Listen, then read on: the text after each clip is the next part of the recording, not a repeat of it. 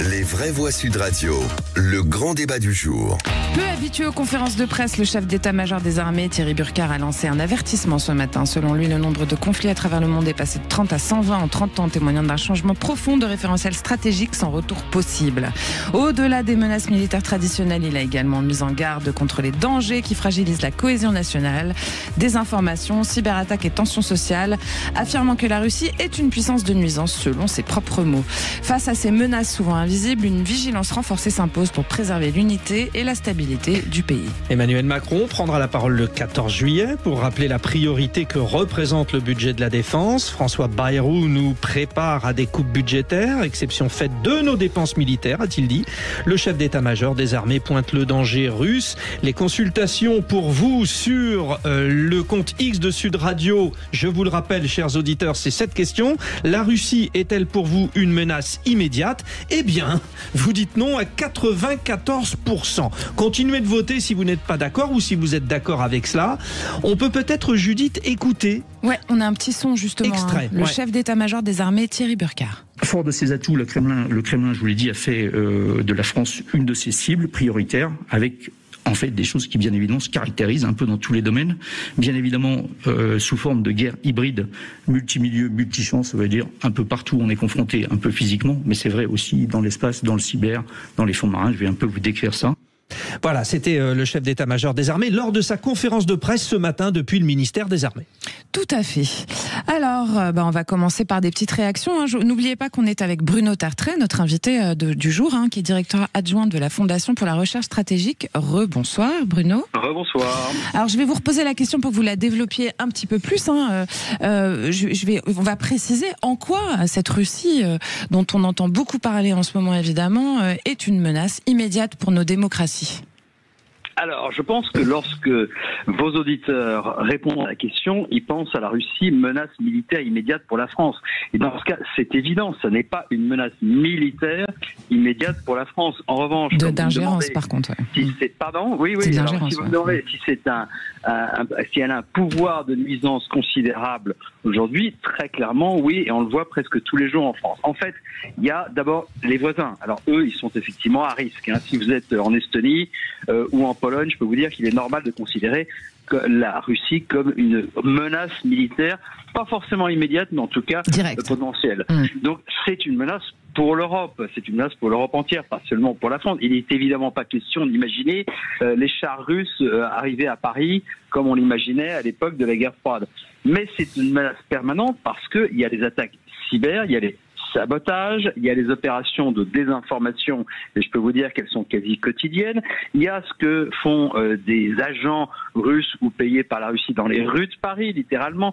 Vous vous souvenez des affaires de Croix gammée ou d'Étoile de David, vous vous souvenez des fausses rumeurs sur des cercueils, enfin, c'est littéralement permanent. Il y en a des exemples presque tous les jours. Et puis enfin, c'est aussi quand même un problème pour une grande partie du monde. La Russie pille les ressources de l'Afrique en échange de la protection armée des régimes militaires, notamment en Afrique centrale.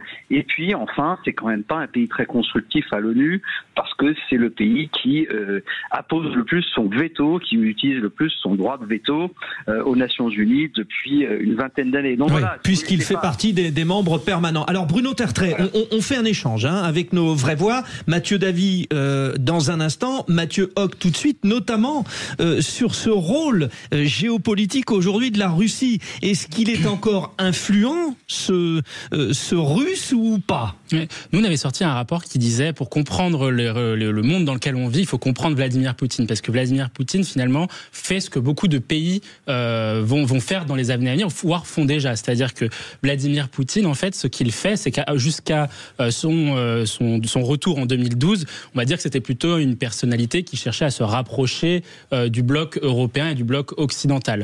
Il y a une rupture en 2008 avec la question géorgienne, et puis après, il y a effectivement la rupture en 2012 avec notamment la guerre en Syrie, où c'est la première fois qu'un pays non occidental dit non aux États-Unis. On se souvient par rapport à la fameuse ligne rouge face à Bachar el-Assad.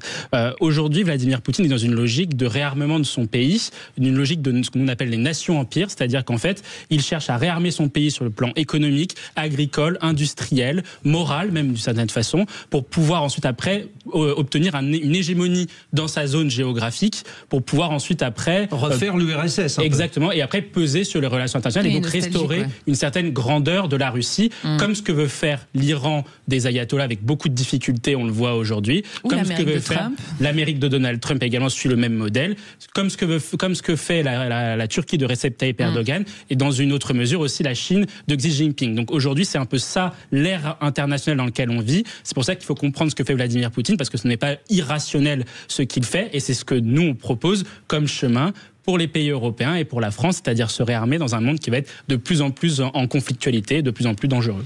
Mathieu Davy, Thierry Burkhardt, il nous a dit quand même ce matin aussi que le Kremlin, il a fait de la France une de ses cibles prioritaires à cause tout simplement de sa détermination dans le soutien à l'Ukraine. On est vraiment devenu le centre de la cible parce qu'on soutient en fait un de nos pays voisins, quoi.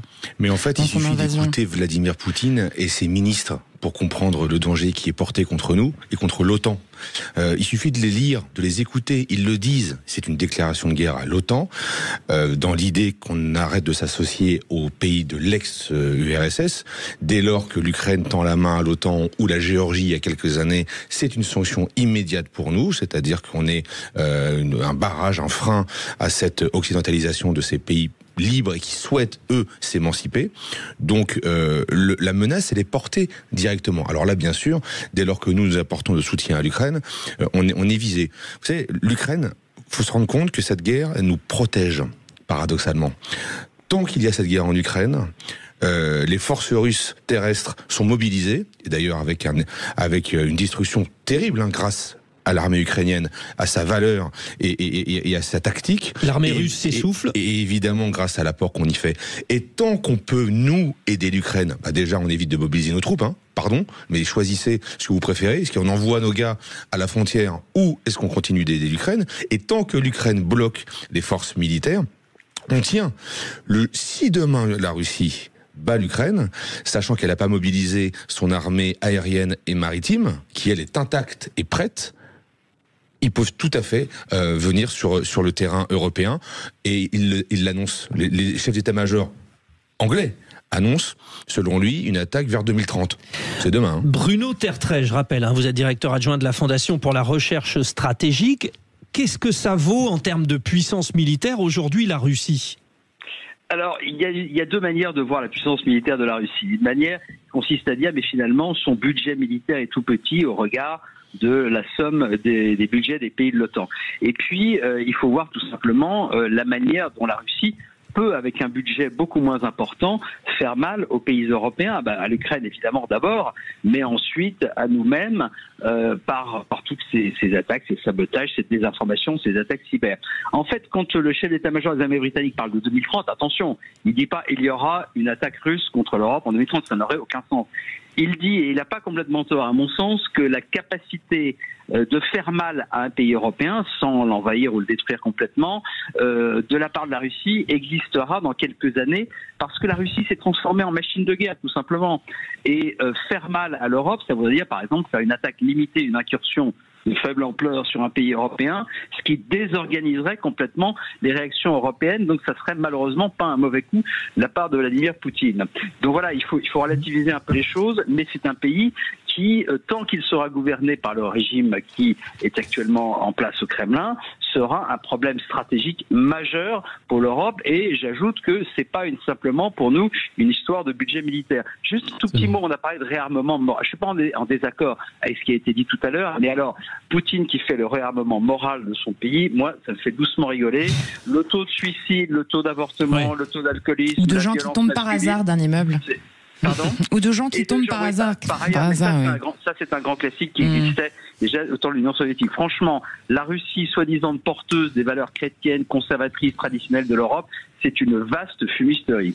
Mathieu Hoc, il y a aussi un truc qu'on peut marquer, c'est ce service de renseignement militaire russe qui s'appelle le GRU, qui déploie depuis pas mal d'années contre la France un mode opératoire cyber-offensif qu'ils ont appelé le APT-28. Donc on est au courant de comment ils font, de où ils vont et de comment ils procèdent. Comment ça se fait qu'on n'arrive pas à les bloquer en fait? On peut se poser la question quand même. C'est vrai que sur la dimension cyber de la guerre, il y a un point qui est quand même important, c'est que quand on regarde aujourd'hui les nombres d'attaques cyber et qu'on les répartit par zone géographique, on voit que les pays qui en déclenchent le plus, c'est la Russie et la Corée du Nord. En tout cas, c'est de là dont parlent les cyberattaques. Et les pays qui en reçoivent le plus sont même pas les États-Unis, c'est les pays européens. Et nous, ça se voit en France de manière très concrète, notamment dans les hôpitaux, un peu dans l'éducation nationale et un peu dans le ministère de l'Intérieur, où on a une paralysie parfois de certains services publics eu égard à des cyberattaques russes. Ensuite, après, pourquoi on n'a pas réussi on réussit pas à enrayer ce phénomène ou à répondre à la Russie?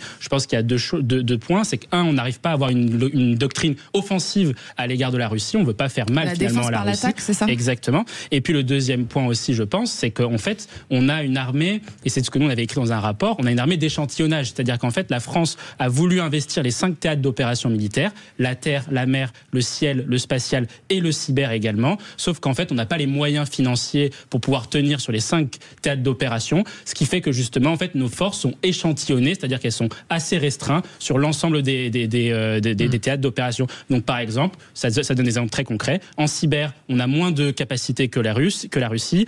On a moins de chars que la Russie. On a moins d'avions que la Russie. On a moins de bateaux même que la Russie, etc., etc. Et c'est ça le sujet que portent les responsables des armées depuis déjà très très longtemps. Réaction au 0826 300 300 avec notre auditeur, en l'occurrence le fil rouge, Emmanuel, de Suresnes, mais vous le savez depuis le Japon, c'est le petit clin d'œil du jour. Comment vous percevez, vous, cette question qu'on a posée? Alors, inquiétude perceptible ou pas de la part de la Russie? Vous le vivez comment, vous, Emmanuel, ça? Écoutez, mon point de vue serait que, en fait, c'est plutôt que alors oui, c'est complètement une fumisterie de dire que la Russie se réarme moralement, la Russie qui porterait des valeurs chrétiennes, etc. Tout ça est une vaste fumisterie. Je suis d'accord avec votre participant, là, il a complètement raison, de mon point de vue. Et deuxièmement, en ce qui concerne l'état actuel de la Russie sur le plan militaire, ils ont quand même perdu beaucoup de monde dans cette guerre contre l'Ukraine. Moi, je suis convaincu que ça affaiblit quand même beaucoup l'armée. Ils ont cramé énormément de matériel terrestre. Je les vois pas du tout demain être en mesure de lancer une opération militaire d'envergure contre un pays européen. On a commencé par la Pologne, par exemple, qui serait la première concernée. La Pologne, depuis 2022, s'est considérablement armée. Ils sont prêts à se battre, ils sont très bien équipés. Faut se souvenir qu'en 1920, Pilsudski a flanqué une volée mémorable à l'armée rouge de Trotsky et les a renvoyés à Moscou. Je crois pas du tout je crois que Poutine fait beaucoup de bruit, fait beaucoup de vent, tout ça, parce qu'il essaye d'obtenir une sortie de guerre qui soit pas trop minable. C'est intéressant ce que vous dites, Emmanuel, parce que ça va dans le sens de la consultation qu'on a lancée auprès des auditeurs de Sud Radio sur le compte X, qui disent finalement, non, c'est pas non plus une hyper menace. Voilà. Enfin, c'est quand même la deuxième puissance militaire au monde, la Russie, Mathieu Davy. Puis, et si vous me permettez, pardonnez-moi, Emmanuel, merci. La Russie, c'est aussi un modèle d'armée complet. Et puis ils avancent masqués, c'est-à-dire que eux, ils ont bien développé. Par exemple, on se souvient aussi. Alors, il y a des petites choses qui apparaissent comme ça de temps en temps. Il y a le 28 juin 2025 un sous-marin russe, par exemple, qui avait été aperçu en Bretagne. Voilà, pas loin de chez vous d'ailleurs. Bien sûr. Donc finalement, c'est quand même. On oublie le sabotage en mer Baltique il y a 6 mois, voilà. Qui a cassé deux câbles de télécommunication entre la Lituanie et la Russie, dont on n'a pas encore la preuve que c'est la Russie, mais voilà. Enfin bref, c'est quand même des opérations très très lourdes, très sérieuses. Et puis je rappellerai qu'on a déjà des militaires au front, sur la ligne, sur la frontière. On a des armées lituaniennes, estoniennes, roumaines, finlandaises. Donc on a des effectifs, et français également d'ailleurs, en entraînement sur place. Bruno Tertré, en plus, la Russie est peut-être en train de se faire des alliés à travers ce fameux groupe des BRICS, quelque part. Est-ce que ça tient ou pas, Bruno Tertré? Non, les BRICS, c'est absolument pas une alliance militaire. Au contraire, je crois que la Russie est en train de perdre ses alliés. Elle a perdu la Syrie. C'est une bonne nouvelle. Ouais. On a vu quand même au sein de l'organisation, la mini-OTAN que la Russie a autour d'elle, qui est assez peu connue, que l'Arménie a quasiment quitté cette organisation, parce que le jour où elle a été en difficulté, la Russie était aux abonnés absents. Le seul véritable allié militaire solide aujourd'hui, et il compte, de la Russie, c'est la Corée du Nord. Alors ça, c'est vrai que c'est une mauvaise surprise pour l'Europe, mais c'est quand même pas les États-Unis d'Amérique. Ils n'ont pas l'armée la plus puissante au monde non plus, effectivement. Ou la Chine. Mais enfin, c'est quand même un réservoir d'hommes et de munitions assez important pour la Russie. Parce que c'est vrai ce qu'on a dit tout à l'heure, la Russie perd énormément d'hommes et énormément de matériel. Et d'ailleurs, ils envoient des Coréens du Nord, sur le front. Mais ça rattrape pas les pertes non plus. En revanche, moi je pense fondamentalement que vous n'avez pas besoin de la deuxième armée du monde pour faire mal à un pays européen. Je parle pas de subjuguer la Pologne, de l'envahir totalement, mais simplement de faire une petite incursion militaire en territoire européen. Et croyez-moi, ça flanquerait la pagaille au sein de l'Alliance Atlantique et de l'Europe. Alors, je pense que les Français et les Britanniques réagiraient tout de suite, mais ça flanquerait la pagaille. Or, ce qu'il veut, Vladimir Poutine, c'est justement flanquer la pagaille pour affaiblir l'Europe. Il ne veut pas d'une Europe forte qui soit attirante pour les ex-pays du pacte de Varsovie. Donc voilà, c'est un peu ça le défi. Le défi russe, c'est pas un défi militaire du type de celui de la guerre froide, mais c'est quand même un problème stratégique majeur pour l'Europe, même avec une armée affaiblie. On pourrait en parler très longtemps, c'est très passionnant ce débat, mais hélas, on va être obligé de l'arrêter. On vous remercie en tout cas, Bruno Tertrais, d'avoir participé à ce grand débat. Vous êtes directeur adjoint de la Fondation pour la recherche stratégique. Merci.